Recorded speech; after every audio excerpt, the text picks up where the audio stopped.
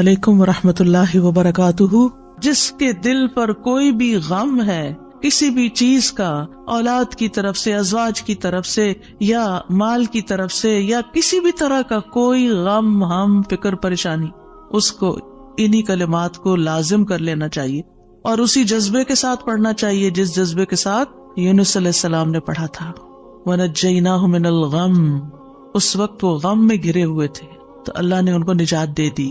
وَكَذَلِكَ نُنْجِي الْمُؤْمِنِينَ، یہ صرف ان کے لیے نہیں تھا، ہم اسی طرح سارے مومنوں کو نجات دیتے ہیں۔ جو بھی یہ دعا پڑھے گا اس کو غم سے نجات مل جائے گی۔ تو گویا مومنوں کو اس بات کی ترغیب دی جا رہی ہے، اس بات کا سلیقہ سکھایا جا رہا ہے کہ غم اور دکھ اور تکلیف کے موقع پر انہیں کیا پڑھنا ہے، کیا کہنا ہے۔ اور جب انسان یہ دیکھتا ہے کہ سابقہ مومنین کو اس دعا کی وجہ سے تکلیف سے نجات ہوئی تو اس کا ایک یقین بڑھ جاتا ہے کہ اللہ تعالیٰ میری تکلیف بھی دور کر دے گا۔ اگر وہ رب یونس علیہ السلام کو مچھلی کے پیٹ سے نکال سکتا ہے تو میرا رب مجھے اس مشکل سے کیوں نہیں نکالے گا، کیوں نہیں نکال سکتا، وہ ضرور نکالے گا۔ تو اس سے خاص طور پر یہ بات پتہ چلتی ہے کہ تحلیل یعنی لا الہ الا اللہ اور تسبیح سبحان اللہ یا سبحانک، یہ ہر غم کو دور کرنے کے لیے مجرب نسخے ہیں۔ یہ دو چیزیں کرب اور مصیبت سے نجات دلاتی ہیں۔ تو جو شخص بھی اللہ کی کتاب پر ایمان رکھتا ہے، قرآن مجید کو اللہ کا کلام سمجھتا ہے، اللہ کے وعدے پر بھروسہ کرتا ہے، اللہ کی اس بات کو سچا سمجھتا ہے، تو پھر وہ اسی طریقے پر اس دعا کے ساتھ اپنے رب کو پکارے تو اللہ تعالیٰ اس کی دعا قبول کرے گا اور اس کو غم سے نجات دے گا۔ اس دعا کی فضیلت کے بارے میں احادیث بھی آتی ہیں۔ نبی صلی اللہ علیہ وسلم نے فرمایا، ذُنُّون کی دعا جب وہ مچھلی کے پیٹ میں تھے، یعنی لا الہ الا انت سبحانک انی کنت من الظالمین، جب بھی کوئی مسلمان کسی معاملے میں ان الفاظ کے ساتھ اپنے رب سے دعا کرے، وہ دعا اس کے لیے ضرور قبول ہوگی۔ اللہ سبحانہ وتعالیٰ کے بعد نبی صلی اللہ علیہ وسلم نے بھی اس بات کو کنفرم کیا ہے کہ یہ دعا مسائل کا حل ہے۔ بہت لمبے چوڑے وظیفے پڑھنے کی بھی ضرورت نہیں، لیکن پڑھے تو کوالٹی کے ساتھ، درد کے ساتھ، تڑپ کے ساتھ، تکرار کے ساتھ، اصرار کے ساتھ، افتقار کے ساتھ، اپنی محتاجی ظاہر کرتے ہوئے، اپنی غلطی کا اعتراف کرتے ہوئے۔ اسی طرح سلسلہ صحیحہ کی حدیث ہے، رسول اللہ صلی اللہ علیہ وسلم نے فرمایا، کیا میں تمہیں ایسی چیز نہ بتا دوں کہ جب تم میں سے کسی آدمی کو رنج و الم اور دنیا کی آزمائشوں میں سے کوئی آزمائش آئے تو وہ اس دعا کو پڑھے تو اس کی تکلیف دور ہو جائے گی۔ تو آپ سے کہا گیا کیوں نہیں؟ آپ نے فرمایا وہ مچھلی والے کی دعا ہے، لا الہ الا انت سبحانک انی کنت من الظالمین، کہ جس کو بھی آزمائش آئے وہ یہ دعا پڑھ لے تو اس کی دعا قبول ہو جائے گی، آزمائش ختم ہو جائے گی۔ ایک روایت میں آتا ہے، سعد کہتے ہیں، ایک مرتبہ مسجد نبوی میں میرا گزر عثمان بن عفان رضی اللہ عنہ کے پاس سے ہوا۔ میں نے انہیں سلام کیا، انہوں نے نگاہیں بھر کے مجھے دیکھا لیکن جواب نہیں دیا۔ میں عمر بن خطاب رضی اللہ عنہ کے پاس آیا، ان سے 2 دفعہ سوال کیا کہ کیا اسلام میں کوئی نئی چیز پیدا ہو گئی ہے؟ انہوں نے کہا نہیں، کیوں، کیا ہوا؟ میں نے کہا میں ابھی مسجد میں عثمان رضی اللہ عنہ کے پاس سے گزرا تھا، میں نے انہیں سلام کیا، انہوں نے نگاہیں بھر کے مجھے دیکھا لیکن جواب نہیں دیا۔ عمر رضی اللہ عنہ نے پیغام بھیج کر حضرت عثمان کو بلا لیا اور فرمایا کہ اپنے بھائی کے سلام کا جواب دینے میں آپ کو کیا رکاوٹ پیش آئی، کس چیز نے آپ کو روکا؟ عثمان رضی اللہ عنہ نے کہا کہ میں نے تو ایسا نہیں کیا۔ سعد کہتے ہیں میں نے کہا بالکل ایسا ہی کیا ہے۔ کہتے ہیں حتیٰ کہ عثمان رضی اللہ عنہ نے قسم کھا لی تو میں نے بھی قسم کھا لی۔ پھر عثمان رضی اللہ عنہ کو کچھ یاد آ گیا تو انہوں نے کہا بلا واستغفر اللہ واتوب الیہ، ہاں ایسا ہوا ہے، میں اللہ سے معافی مانگتا اور توبہ کرتا ہوں۔ آپ ابھی میرے پاس سے گزرے تھے، دراصل میں اس وقت ایک بات سوچ رہا تھا جو میں نے رسول اللہ صلی اللہ علیہ وسلم سے سنی تھی، اور اللہ کی قسم جب بھی مجھے وہ بات یاد آ جاتی ہے میری آنکھیں پتھرا جاتی ہیں اور میرے دل پہ پردہ آ جاتا ہے، یعنی مجھے اپنی ہوش نہیں رہتی۔ کہتے ہیں سعد نے کہا میں آپ کو اس کے بارے میں بتاتا ہوں۔ رسول اللہ صلی اللہ علیہ وسلم نے ایک مرتبہ کسی گفتگو کی ابتدا میں ایک دعا کا ذکر کیا تھا۔ تھوڑی دیر کے بعد ایک دیہاتی آیا، اس نے آپ کو مشغول کر لیا، یہاں تک کہ جب رسول اللہ صلی اللہ علیہ وسلم کھڑے ہوئے تو میں بھی آپ کے پیچھے پیچھے چلا گیا۔ جب مجھے اندیشہ ہوا کہ جب تک میں آپ کے قریب پہنچوں گا آپ اپنے گھر پہنچ چکے ہوں گے تو میں نے اپنا پاؤں زمین پر مارا تو رسول اللہ صلی اللہ علیہ وسلم نے میری طرف توجہ کی. پوچھا یہ کون ہے؟ ابو اسحاق ہے. کہتے ہیں میں نے عرض کیا جی یا رسول اللہ صلی اللہ علیہ وسلم. آپ نے فرمایا کیا بات ہے؟ کہتے ہیں میں نے عرض کیا کہ آپ نے ہمارے سامنے ابتدا میں ایک دعا کا تذکرہ کیا تھا اور پھر ایک دیہاتی نے آپ کو مشغول کر لیا اور آپ نے وہ بتائی نہیں دعا. آپ نے فرمایا ہاں وہ یونس علیہ السلام کی دعا ہے جو انہوں نے مچھلی کے پیٹ میں مانگی تھی، یعنی لا الہ الا انت سبحانک انی کنت من الظالمین. کوئی بھی مسلمان جب بھی کسی معاملے میں ان الفاظ کے ساتھ دعا کرے گا تو دعا ضرور قبول ہوگی. اب آپ دیکھیے کہ یہ صحابہ ہیں، یعنی کہنے کو تو یہ حدیث کا آخری حصہ میں سنا کے آگے چلتی، لیکن مجھے یہ بات اس لحاظ سے اچھی لگتی ہے کہ اس میں ہمارے سیکھنے کی کچھ اور باتیں بھی ہیں. وہ یہ کہ اتنے جلیل القدر صحابی جو رسول اللہ صلی اللہ علیہ وسلم کے انتہائی قریب تھے، یعنی ان سے پائس امت میں کون ہو سکتا ہے؟ حضرت عمر ہو، حضرت عثمان ہو، حضرت علی ہو، حضرت ابوبکر رضی اللہ عنہ ہو، لیکن انسان تھے اور ان پر بھی ایسی غیر معمولی کیفیات آتی تھی کہ وہ اپنی سوچوں میں یا اپنے حالت میں ایسے مشغول ہوتے تھے کہ ان کو سامنے کی چیز نظر نہیں آتی تھی. بعض اوقات ایسا کوئی غم ہوتا ہے، کوئی بات ہوتی ہے، ہو سکتا ہے نبی صلی اللہ علیہ وسلم نے آپ کی آخری وقت کے بارے میں فتنوں کی کوئی پیشن گوئی کی ہو، کیونکہ یہاں بات کا نہیں پتہ چلتا کہ کون سی بات ان کو ہر چیز بلا دیتی تھی.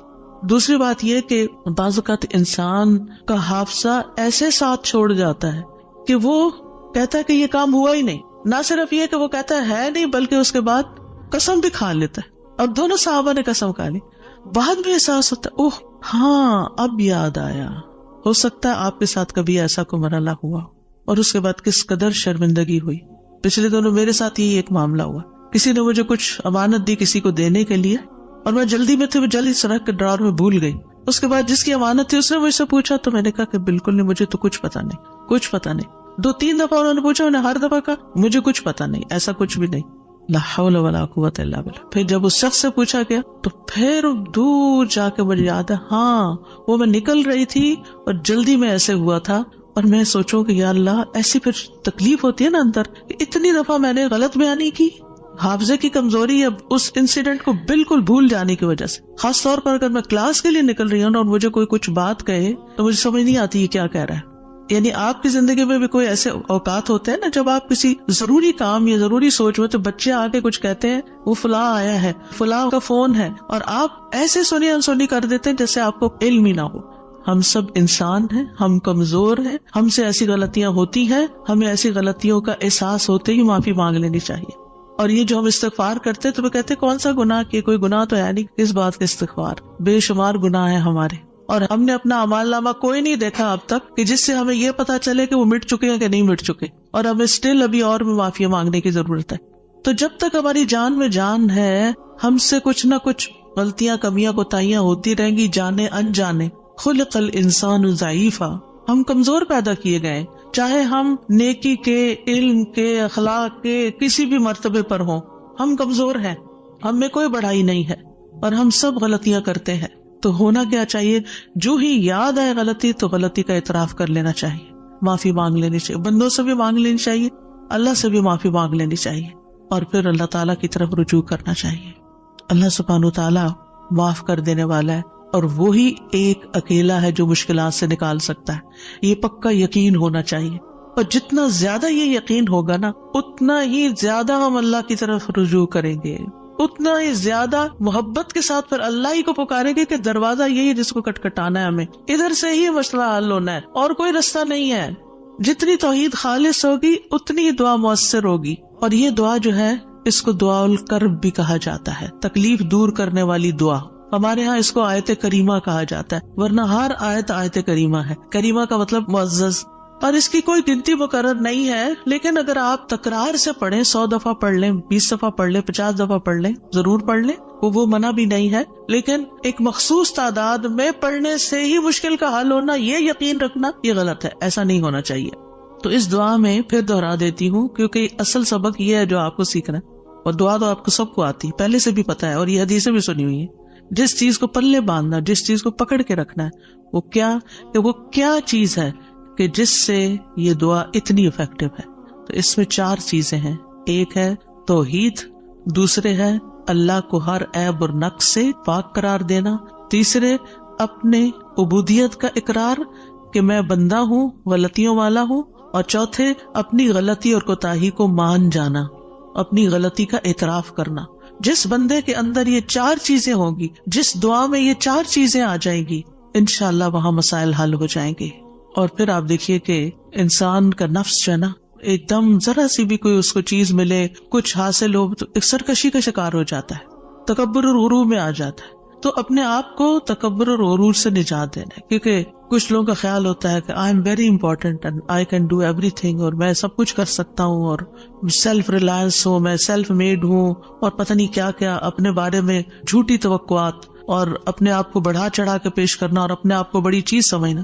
یہ چیزیں اللہ تعالیٰ کو پسند نہیں. لیکن افسوس یہ کہ یہاں کے کلچر کی وجہ سے یہ چیزیں ہمارے بچوں کے اندر اتنی انسٹل ہو گئی ہیں کہ وہ ایک ایروگنس کے لیول تک بعض اوقات اخلاق پہنچ جاتا ہے، جو کہ انتہائی خطرناک ہے. تو بچوں کی تربیت میں یہ ایلیمنٹ یاد رکھے کہ ان کو کانفیڈینس دے کہ یو کین ڈو، آپ ٹرائی کرو، آپ کر سکتے ہو، اللہ نے آپ کو یہ اور یہ اور یہ دیا، نعمتوں کو یاد کرائیں، لیکن اس کی ایک لکیر کھینچے، اس سے آگے نہیں جائیں. یو آر ناٹ ایوری تھنگ، کرنے والا اللہ ہے. انسان صرف اسباب اختیار کرتا ہے، لیکن ساری طاقت لا حول ولا قوت الا باللہ.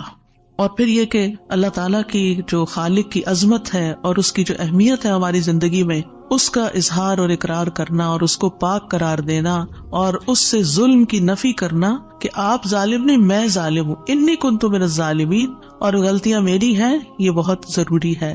جہاں تک غم اور پریشانی کا تعلق ہے زندگی میں، تو یاد رکھیے کہ غمگین رہنا ایمان کی علامت نہیں. ٹھیک ہے، یعنی ہر وقت غمگین نہیں رہنا چاہیے. غم ایمان کے مراتب میں سے نہیں. ابن قیم رحمہ اللہ کہتے ہیں، جان لیں غم راستے کی رکاوٹوں میں سے ہے. یعنی اللہ کی طرف جانے والا جو راستہ ہے، سالک کہتے ہیں نا جانے والے کو، آپ نے سنا ہوگا لفظ سالک. تو اللہ کی طرف جانے والا جو راستہ ہے، غم اس راستے کی رکاوٹ ہے. غم آپ کی ہمت، طاقت، صلاحیت کو کم کرتا ہے، آپ کی عبادت میں رکاوٹ ڈالتا ہے. آپ نماز شروع کر لیتے ہیں، آپ کو پتہ ہی نہیں ہوتا کہ کیا پڑھ رہے ہیں. آپ دعا مانگنے لگتے ہیں، آپ کا دل اڑا ہوا ہوتا ہے، آپ کو سمجھ نہیں آتی آپ کیا بول رہے ہیں. تو غم سے ہمیشہ پناہ مانگے کہ ہم پر غم نہ آئے. وہ کہتے ہیں یہ ایمان کے مراتب اور مقامات میں سے نہیں، اور نہ ہی اللہ کے راستے پر چلنے والوں کی منازل میں سے ہے. یہی وجہ ہے کہ اللہ نے کسی ایک جگہ پر بھی غم کرنے کا حکم نہیں دیا. صبر کا حکم دیا، شکر کا حکم دیا، توکل کا دیا، لیکن غم کرنے کا حکم نہیں دیا کہ غم کرو، غمگین رہو. اور نہ ہی غم کی کہیں تعریف فرمائی ہے، بلکہ غم سے منع کیا ہے. غم مصیبتوں میں سے ایک مصیبت ہے، اور ہمیں دعا کرتے رہنا چاہیے کہ اللہ تعالیٰ اس مصیبت کو ہم سے دور ہی رکھے. یہی وجہ ہے کہ جنتی لوگ جنت میں پہنچ کر کیا کہیں گے؟ الحمدللہ الذی اذہب عنا الحزن.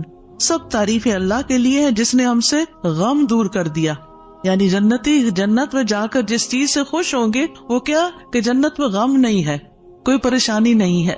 اللہ سبحانہ و تعالیٰ بندے کو غمگین ہونے سے منع فرماتا ہے. سورۃ آل عمران میں جنگ احد کے سلسلے میں اللہ تعالیٰ فرماتے اذ تسعدون ولا تلوون علی احد والرسول يدعوكم في اخراكم فاصابكم غما بغم لكي لا تحزنوا على ما فاتكم ولا ما اصابكم والله خبير بما تعملون. اور وہ وقت یاد کرو جب جنگ احد میں تم بھاگے چلے جا رہے تھے اور کسی کی طرف مڑ کر بھی نہ دیکھتے تھے، حالانکہ اللہ کا رسول تمہیں پیچھے سے بلا رہا تھا. پھر اللہ نے تمہیں رنج پر رنج دیے تاکہ تم ایسی بات پر غم نہ کرو جو تمہارے ہاتھ سے نکل جائے، اور نہ ایسی مصیبت پر غم کرو جو تم پہ نازل ہو. اور جو کام بھی تم کرتے ہو اللہ ان سے خوب واقف ہے. یعنی یہ ٹریننگ ہو رہی تھی. یعنی ایک کے بعد ایک صدمہ کیوں آیا؟ تاکہ غم زندگی سے نکل لی جائے. پھر فرمایا وَلَا تَهِنُوا وَلَا تَحْزَنُوا وَأَنْتُمُ الْأَعْلَوْنَ إِن كُنتُم مُؤْمِنِينَ. اتنی تکلیف اٹھا کے سب سے بڑی تکلیف مسلمانوں کے لیے کیا تھی کہ نبی صلی اللہ علیہ وسلم کا دانت مبارک شہید ہو گیا تھا اور آپ کو چوٹ لگی تھی اور آپ گر پڑے تھے. تو یہ بہت بڑا صدمہ تھا. 70 لوگ شہید ہو چکے تھے، گھر گھر میں آفت آ گئی تھی. لیکن اتنے بڑے صدمے کے بعد بھی اللہ تعالیٰ کا حکم کیا ہے؟ وَلَا تَهِنُوا وَلَا تَحْزَنُوا. غمگین مت رہو، غم نہیں کرو. غم کا موقع ہے، غم کی بات ہے، لیکن فوراً نہیں، غم نہیں کرنا، کیونکہ غم انسان کو کھوکھلا کر جاتا ہے، غم انسان کو کمزور کر جاتا ہے. تمہیں تو آئندہ ابھی اور مقابلے کرنے ہیں، اور اگر تم غم منانے بیٹھ گئے تو ہمت، جرت سب کچھ چلا جائے گا. بزدل ہو جاؤ گے. غم ایک مصیبت نہیں، غم مصیبتوں کی لائن لے کے آتا ہے، ایک کے بعد ایک مصیبت اس کے ساتھ چلی آتی ہے، اس لیے غمگین نہیں ہونا. موسیٰ علیہ السلام کی والدہ نے جب موسیٰ علیہ السلام کو چھوڑنا تھا دریا میں تو اللہ تعالیٰ نے ان کی طرف الہام کیا کہ بچے کو دودھ پلاتی رہو ابھی، پھر جب تجھے اس کے قتل کا خوف ہو تو اسے دریا میں ڈال دینا. اور کیا کرنا؟ وَلَا تَخَافِي وَلَا تَحْزَنِي، نہ خوف کرنا نہ غم کرنا. اللہ اکبر. کوئی بھی ماں جس کا بچہ چھوٹا ہو وہ تو کسی دوسرے کے ہاتھ میں بھی بچے کو دیتے ہوئے خوف اور غم کا شکار ہوتی ہے. خوف کیا ہوتا ہے؟ پتہ نہیں گرا ہی نہ دے بچے کو. اور غم کیا ہوتا ہے کہ جدائی ہو گئی ہے بچے سے، پتہ نہیں یہ کیا سکھا دیں اس کو، پتہ نہیں یہ کیسے پیش آئے اس سے. تو ماں اگر اپنا بچہ کسی اور کو دیتی ہے تو غمگین ہوتی. کہاں یہ کہ باسکٹ میں ڈال کے دریا میں ڈال دو، اور ساتھ اللہ کا حکم خوف اور غم کرنا ہی نہیں. اب بتائیں کیا کرے، کیسے دل کو تھامے. یہی اصول سیکھ لے زندگی کے لیے. جہاں کہیں غم پاس آئے، کہیں رونا آئے، کہیں دکھی ہو، اللہ تعالیٰ کا یہ فرمان یاد کر لیں. اور ہے بھی عورت کے لیے، وَلَا تَخَافِي وَلَا تَحْزَنِي. اپنے آپ کو خود یاد کرائیں، وَلَا تَخَافِي وَلَا تَحْزَنِي کہتی رہے، وَلَا تَخَافِي وَلَا تَحْزَنِي. نہ خوف کرو نہ غم کرو، اللہ ہے نا، اللہ مشکل آسان کر دے گا. جس چیز پر بھی تکلیف غم ہوتا ہے اللہ تعالیٰ دن بدلیں گے، یہ سارے حالات بدل جائیں گے. آپ اگر اپنے ماضی کو دیکھیں، کتنے ہی واقعات ایسے ہوئے جن پہ آپ بے حد غمگین ہوئے، پھر ابھی کیوں نہیں ہو رہے؟ تو گزر گیا نا. تو اگر اس وقت بھی تھوڑا کنٹرول کر لیتے تو اچھا ہی تھا. کیونکہ یہ جو سٹریس ہوتا ہے نا، اور یہ غم اور خوف کا مجموعہ سٹریس پھر بن جاتا ہے. اور یہ جو سٹریس ہوتا ہے نا، یہ انسان کو بیمار کر دیتا ہے، فزیکلی بھی کمزور کرتا ہے، اور ایمانی اعتبار سے بھی کمزور کرتا ہے، روحانی اعتبار سے کمزور کرتا ہے. انسان کا دل کمزور ہو جاتا ہے، چھوٹی سی بات سنتا ہے تو اس کے حواس باختہ ہو جاتے ہیں، کسی بھی چیز کا مقابلہ نہیں کر پاتا. تو اللہ سبحانہ و تعالیٰ نے ان کو کہا غم نہ کرو، بے شک ہم اسے تیرے پاس واپس لانے والے ہیں، واپس تمہارے ہی پاس آئے گا. اور آپ اپنا بچہ کسی کو بھی دیتے ہیں تو واپس آپ ہی کے پاس آتا ہے، اور اسے رسولوں میں سے بنانے والے، اللہ یہ کہ اللہ اپنے پاس بلا لے، پھر تو ہم سے زیادہ اللہ کا ہے نا. انا للہ و انا الیہ راجعون. نبی صلی اللہ علیہ وسلم نے غار ثور میں کیا کیا تھا؟ اذ ہما فی الغار اذ یقول لصاحبہ لا تحزن، غم نہیں کرنا، ان اللہ معنا. یعنی کس طرح بے یار و مددگار انسان ایک ایسی جگہ پر ہو جہاں ساری قوم دشمن بنی ہوئی ہو اور پھر بھی غم نہ کرے، سارے ساتھ چھوڑ دے، الٹا مخالفت کرے، جان کے دشمن بن، پھر بھی غم نہیں کرو، غم نہیں کرو. اور حضرت ابوبکر تو نبی صلی اللہ علیہ وسلم کے لیے غمگین ہو رہے تھے نا. ابن قیم کہتے ہیں 4 چیزیں جسم کو برباد کر دیتی ہیں: پریشانی، غم، بھوک اور بیداری. پریشانی اور غم پختہ عزم کو کمزور کر دیتے ہیں اور دل میں کمزوری پیدا کر دیتے ہیں، اور بندے اور اس کے کاموں میں محنت کرنے کے درمیان رکاوٹ بن جاتے ہیں جو کام اس کے لیے مفید ہوتے ہیں. یعنی آپ پروڈکٹیو نہیں رہتے، اور یہ سفر کا راستہ کاٹ دیتے ہیں.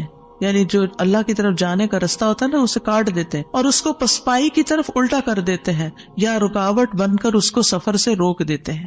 یعنی وہ اللہ کی طرف جانا ہی بند کر دیتا ہے. یعنی ایک شخص اچھا بھلا کچھ سیکھ رہا ہوتا ہے، کلاسز جوائن کی بھی ہوتی ہے، کوئی کام کر رہا ہوتا ہے، یا کسی بات سے غمگین ہو جاتا ہے، جانا ہی چھوڑ دیتا. بھی کیوں نہیں آ رہے؟ بس ڈپریشن کا شکار ہے، کہیں جانے کو دل نہیں کرتا. آپ اچھا بھلا ایک کام کر رہے تھے، آپ بیکار ہو کے بیٹھ گئے، کیا یہ نقصان نہیں ہے؟ اور اس غم کی حالت میں انسان کی عقل ایسے ماری جاتی کہ اس کو اپنا نقصان بھی نہیں سمجھ آتا، کہ میں اپنا ہی نقصان کر رہا ہوں، اپنے آپ کو کھا رہا ہوں. غم کیا ہے؟ خود کو کھانا. تو خود کو کھانے سے تو مسئلہ حل نہیں ہوگا، مسئلہ تو جہاں ہے وہی ہے، وہ تو اللہ نے دور کرنا ہے. اس سارے کیفیت کو، اس احساس کو، اس شدت کو دعاؤں میں لگا دیں، دعاؤں میں کنورٹ کر دیں. امام ابن قیم کہتے ہیں یا اس کے علم سے رکاوٹ بن جاتے، علم کے لیے رکاوٹ بن جاتا ہے غم. تو یہ چیزیں سفر پر جانے والے کی پشت پہ بہت بھاری بوجھ ہیں. پریشانی، غم، بھوک اور بیداری. یعنی جو صحیح نیند نہیں لیتا رات کی، جو صحیح فوڈ نہیں لیتا، یعنی اپنی ضرورت کی غذا نہیں لیتا، اور جو غم اور پریشانی کا شکار رہتا ہے، وہ شخص کسی کام کا نہیں رہتا، بیکار، نکما. اور آپ دیکھیں جب انسان بیکار ہوتا ہے نا، جو کوئی کام کا نہیں ہوتا، کسی کی خدمت اور مدد میں نہیں ہوتا، وہ تنہا ہو جاتا ہے، اس کی کوئی قدر و قیمت نہیں رہتی، کوئی اس کو لک فارورڈ نہیں کرتا، کوئی اس سے محبت نہیں کرتا. بیکار انسان اپنی قدر گنوا دیتا ہے. وہ کہتے ہیں پنجابی کا محاورہ ہے، چم نہیں کم پیارا. چم کا مطلب ہوتا ہے چمڑا، اسکن. یعنی اگر آپ کی اسکن بڑی گلو کر رہی ہے تو وہ کسی کو اچھی نہیں لگے گی. آپ جتنا چاہیں میک اپ لگا کے خوبصورت بن کے آ جائیں، لیکن اگر آپ کام کے بندے ہیں نا، کسی کے آپ کام کرتے ہیں، آپ پروڈکٹیو ہیں، آپ کسی کے مددگار ہیں، تو ہر کوئی آپ سے پیار کرے گا. یہ ایک اصول، ایک فطرت کی بات ہے.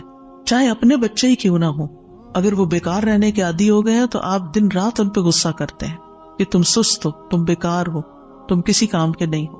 اور اس کو بیکار کس چیز نے کیا؟ فکر، پریشانی، غم، دکھ، تکلیف، ان چیزوں نے. تو ان کا علاج کرنا ہوگا. ابراہیم بن ادہم کہتے ہیں غم دو طرح کے ہوتے ہیں، ایک غم تمہارے حق میں ہے اور ایک غم تمہارے خلاف ہے. پس وہ غم جو تمہارے حق میں ہے وہ آخرت کے بارے میں غم کرنا ہے.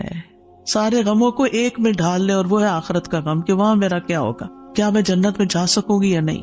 وہ کہتے ہیں کہ ایک غم تمہارے حق میں ہے، وہ آخرت کے بارے میں غم کرنا اور اس کی خیر و برکات کے بارے میں غم کرنا ہے. اور وہ غم جو تمہارے خلاف ہے وہ دنیا اور اس کی زینت کے بارے میں غم کرنا ہے، دنیا کے فائدوں کے بارے میں غم کرنا کہ کوئی چیز چلی گئی. اور دنیا کی زینت کیا ہے؟ مثلاً اپنی جوانی، اپنا حسن، یہ ساری چیزیں کیا ہے وقت کے ساتھ ساتھ ڈھل جاتی ہیں. پھر کچھ لوگ اس پر غم لگا بیٹھتے ہیں کہ ہم پہلے سے خوبصورت نہیں رہے، پہلے سے اسمارٹ نہیں رہے، پہلے سے ایکٹیو نہیں رہے.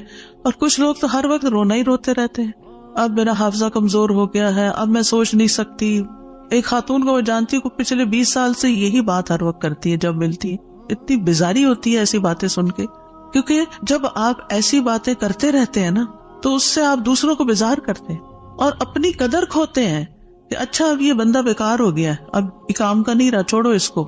ہم کیا چاہتے ہیں؟ ہمدردی لینا دوسرے سے، یہ کہہ کے کہ میں کمزور ہوں، بیمار ہوں. ہم سمجھتے دوسرے ہمدردی کریں، ایک دن کریں گے، 2 دن کریں گے، پھر کیا ہوگا؟ ہر وقت تھوڑی کریں گے. ہر وقت ہائے ہائے کرتے رہنے سے آپ دوسروں کو بیزار کرتے ہیں. المؤمن القوی خیر و احب الی اللہ من المؤمن الضعیف. کبھی مومن، طاقتور مومن بہتر ہے، اچھا ہے، خیر ہے، اور اللہ کو زیادہ پیارا ہے کمزور مومن سے. اب آپ اللہ کے پیارے بننا چاہتے ہیں یا نہیں؟ بننا چاہتے ہیں تو بہادر ہو جائیں، ہوشیار ہو جائیں، غموں کا رونا اتار پھینکیں.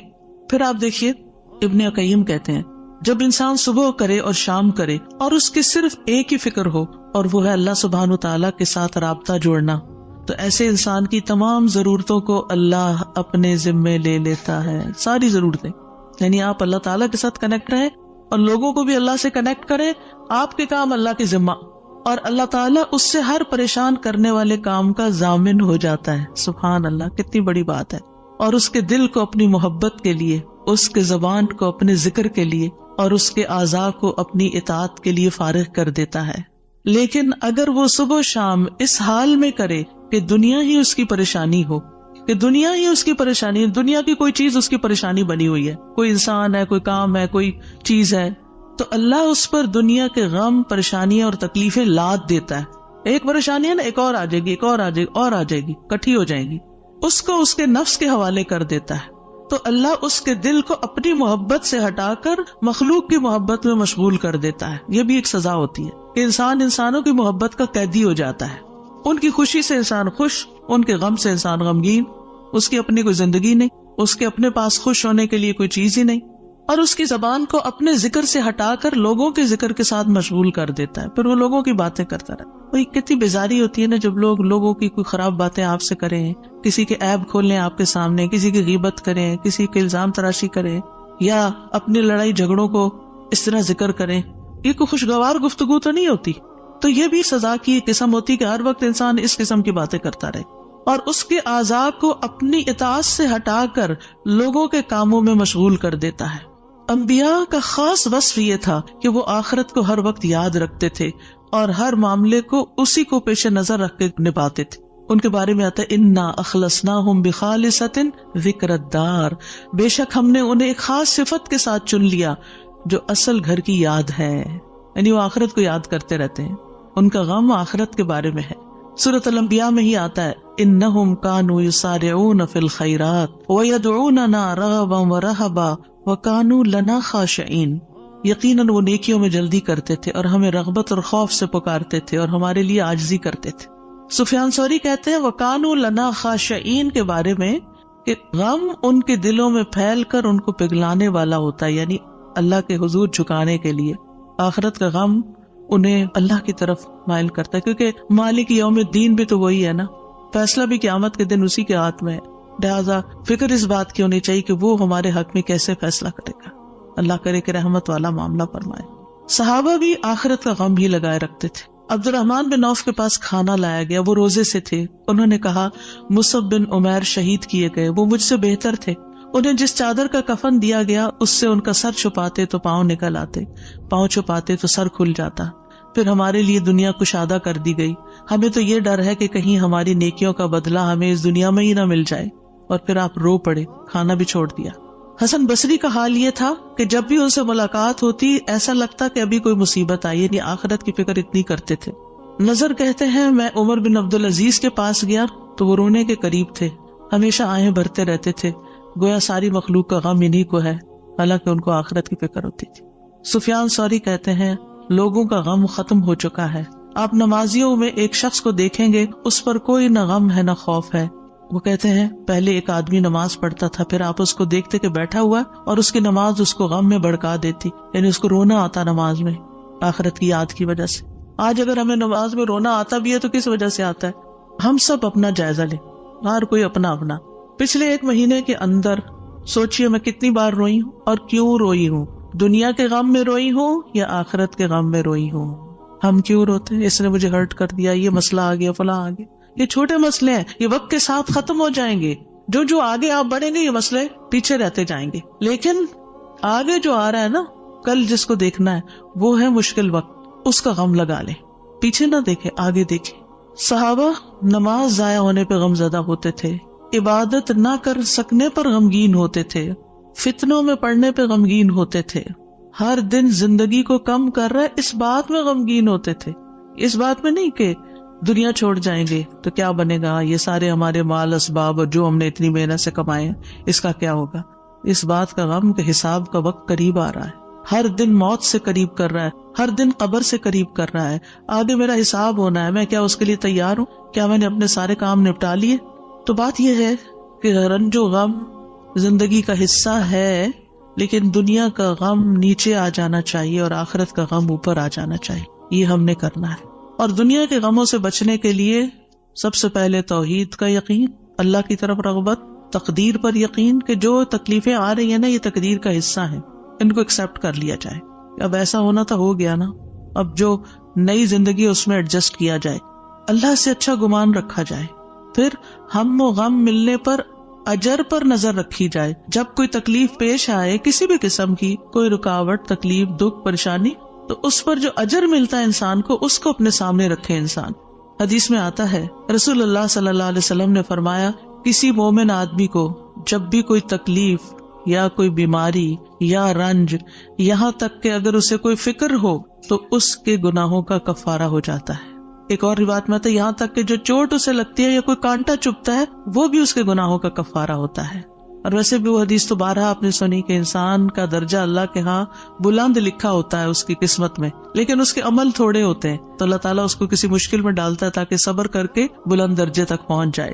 پھر انسان دنیا کے معاملے میں اگر غم ہے تو اپنے سے زیادہ غم والوں کو دیکھ لے، ان کی پریشانیوں کو دیکھے، انبیاء کی آزمائشوں اور تکلیفوں کے بارے میں پڑھے، جانے کہ ان پہ کیسے کیسے غم آئے، پھر اپنے آپ کو اللہ کے سپرد کرے، اپنا معاملہ اللہ کے حوالے کرے، اور جو کام اللہ نے کرنے کو دیے نا ان کی پلاننگ کرے اور وہ کرے، اپنے دل کا حال اللہ کے سامنے رکھے۔ انما اشکو بثی وحزنی الی اللہ، کثرت سے اللہ کا ذکر کرے کیونکہ اللہ کے ذکر میں دلوں کو اطمینان ہوتا ہے۔ الا بذکر اللہ تطمئن القلوب، تسبیحات کی کثرت کر دے۔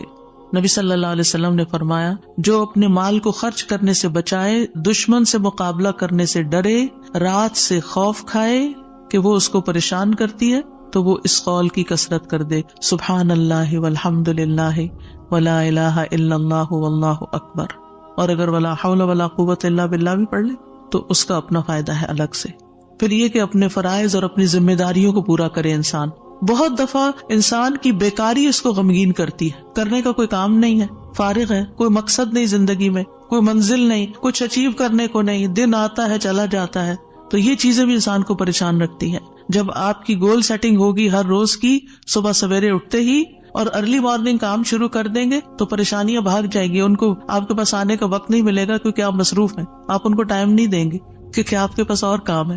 لیکن جب آپ فارغ ہوتے ہیں تو وہ آ جاتی ہیں آپ کا دل اڑانے۔ پھر نماز سے مدد حاصل کرنا، وَاسْتَعِینُوا بِالصَّبْرِ وَالصَّلَاةِ، انبیاء گھبراہٹ میں نماز کی طرف لپکتے تھے، اور جو نماز چھوڑ دیتا ہے اللہ کی مدد اس سے چھٹ جاتی. تو نماز کی پابندی، صدقہ کرنا، صدقات انسان کے غموں کو دور کرنے کا باعث ہے. اللہ تعالیٰ فرماتے ہیں الذین ينفقون اموالهم باللیل والنہار سرا وعلانیہ فلہم اجرہم عند ربہم ولا خوف علیہم ولا هم يحزنون. جو لوگ دن رات کھلے چھپے اپنا مال خرچ کرتے ہیں انہیں اپنے رب سے اس کا اجر ضرور مل جائے گا. ایسے لوگوں کو نہ کچھ خوف ہوگا نہ وہ غمگین ہوں گے. پھر اسی طرح دین پر استقامت غم اور خوف کو دور کرتی ہے. دین کے کاموں میں جمے رہیں. ان الذین قالوا ربنا اللہ ثم استقاموا فلا خوف علیہم ولا هم یحزنون. یقیناً وہ لوگ جنہوں نے کہا کہ اللہ ہمارا رب ہے پھر اس پر خوب قائم رہے، ان پر نہ کوئی خوف ہوگا نہ وہ غمگین ہوں گے. پھر حالات سے کمپرومائز کرنا، حالات سے راضی رہنا. جیسے ابراہیم علیہ السلام حضرت ہاجر کو جب چھوڑ گئے مکہ کی وادی میں تو وہ پریشان ہوئی کہ میں اکیلی، میرا بچہ اکیلا، ہم یہاں کیا کریں گے، نہ کھانا نہ پینا نہ کچھ. تو دوڑتی ہوئی حضرت ابراہیم کے پیچھے آئیں. جب وہ واپس جا رہے تھے تو ان سے پوچھا اللہ ہمارا کب یاد، اللہ نے آپ کو اس کا حکم دیا کہ ہمیں یہاں اکیلے چھوڑ دیں؟ تو ابراہیم علیہ السلام نے اس بات میں سر ہلایا، کہنے لگی پھر اللہ تعالیٰ ہمیں تنہا نہیں چھوڑے. اگر اللہ کا حکم ہے نا تو ٹیک کیئر کر لے گا. ایسے ہی بندہ مومن کہتا ہے اگر یہ اللہ کا فیصلہ ہے نا تو وہ میری ٹیک کیئر کر لے گا، مجھے فکر کرنے کی ضرورت نہیں ہے. زبان سے رب کی رضا کے کلمات ہمیشہ ادا کریں. کاش اور افسوس ہو گیا اس کے الفاظ نہیں استعمال کریں. یہ کہیں جو اللہ کی مرضی، جو تقدیر میں لکھا تھا وہ ہوا. اچھے کاموں میں مصروف ہوں، خدمت خلق میں مصروف ہوں. رسول اللہ صلی اللہ علیہ وسلم نے فرمایا وہ لوگ اللہ تعالیٰ کو زیادہ محبوب ہیں جو دوسروں کے لیے زیادہ فائدہ مند ہوں، اور اللہ عز و جل کے ہاں سب سے پسندیدہ اعمال یہ ہیں مسلمان کا اپنے بھائی کو خوش کر دینا. آپ خود غمگین بھی ہیں، دکھی بھی ہیں، دوسروں کو خوش کرنا شروع کر دیں، آپ بھی خوش ہو جائیں گے. کیونکہ خوشی کنٹیجیس ہوتی ہے، خوشی پھیلانے سے پھیلتی ہے. اس سے کوئی تکلیف دور کر دینا، یعنی اوروں کی تکلیف دور کرے، اللہ آپ کی دور کر دے گا. اس کا قرضہ چکانا، اسے کھانا کھلانا، اور مجھے کسی بھائی کی ضرورت پوری کرنے کے لیے اس کے ساتھ چلنا اس مسجد نبوی میں 1 مہینہ اعتکاف کرنے سے زیادہ محبوب ہے. اور جس نے اپنے غصے کو روک لیا اللہ اس کی خامیوں پر پردہ ڈال دے گا، اور جو اپنے غصے کو نافذ کرنے کی سخت کے باوجود پی گیا اللہ اس کے دل کو قیامت کے دن امیدوں سے بھر دے گا. اور جو اپنے بھائی کے ساتھ اس کی ضرورت پوری کرنے کے لیے چلا اللہ تعالیٰ اس کو اس دن ثابت قدم رکھے گا جس دن قدم ڈگمگا جائیں گے. اور بد اخلاقی اعمال کو یوں تباہ کرتی ہے جیسے سرکہ شہد میں بگاڑ پیدا کر دیتا ہے. یعنی شہد میں اگر سرکہ ڈال دے تو سرکے کا ٹیسٹ غالب آ جائے گا، شہد کا پیچھے چلا جائے گا. پھر اسی طرح اپنی فوڈ پر بھی نظر رکھیں. کھانا پینا بھی انسان کے اندر جو کیمیکل امبیلنسز ہوتے ہیں، ہارمونل چینجز اثر انداز ہوتا ہے. لہذا غم کے موقع پر تلبینہ کھلانا جو ہے غمگین شخص کو وہ فائدہ دیتا ہے. یہ حضرت عائشہ سے روایت ہے کہ جب کوئی ان کے رشتہ داروں میں سے فوت ہو جاتا تو عورتیں جمع ہو جاتی. جب وہ منتشر ہوتی صرف رشتہ دار اور خاص لوگ رہ جاتے تو حضرت عائشہ ان کو ہنڈیا میں تلبینہ پکانے کا حکم دیتی. تلبینہ پکایا جاتا، سرید بنایا جاتا، اس پہ تلبینہ ڈالا جاتا. پھر حضرت عائشہ فرماتی اسے کھاؤ کیونکہ میں نے رسول اللہ صلی اللہ علیہ وسلم سے سنا ہے آپ فرماتے تھے تلبینہ مریض کے دل کو تسکین دیتا ہے اور غم بھی کچھ دور کر دیتا ہے. تو رائٹ فوڈ جو ہے وہ آپ کے اندر ایک طاقت لاتی ہے. لیکن عموماً کیا ہوتا ہے جب کوئی غمگین ہوتا ہے کھانا بھی نہیں چھوڑ دیتا. تو اس میں صحیح خوراک کسی کو دینا. اور آپ دیکھیں کہ سرید جو ہے وہ یعنی گوشت کے شوربے میں روٹی توڑ کے ڈالنا اور پھر اس کے اوپر تلبینہ، اتنی زبردست ڈش بنا کے کھانا اور کھلانا جو ہے یہ غموں اور دکھوں تکلیفوں کو، اس سے یہ پتہ چلتا ہے اگر کوئی اداس ہے پریشان ہے تو اسے چلو تمہیں اچھا سا کھانا کھلاتے ہیں. تو یہ بھی ایک ریمیڈی ہے. اس کا ماحول چینج کرے، اس کو کہیں لے جائیں. لیکن یہ کبھی کبھی تو ہو سکتا ہے اور کسی وجہ سے ہو سکتا ہے. حضرت عائشہ تو جب کسی کا کوئی فوت ہو جاتا تھا اس کا نسخہ بتا رہی ہیں. لیکن اگر کسی نے روز کی عادت ہی بنا لی ہو، صبح سویرے اٹھے موڈ آف کر لیا، تو اب یہ تو نہیں ہو سکتا نا کہ ہر روز کوئی آپ کو تلبینہ پکا کے کھلائے. اور پھر آخری بات یہ کہ دعاؤں کی کثرت.